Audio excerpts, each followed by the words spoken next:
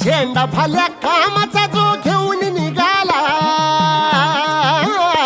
हा झेंडा भाल्या कामाचा जो घेऊन निघाला, अरे काट कुट वाट म्हणजे बोचती त्याला, रगत निघल तरी बी हसल शाबास त्याची, रगत निघल तरी बी हसल शाबास त्याची.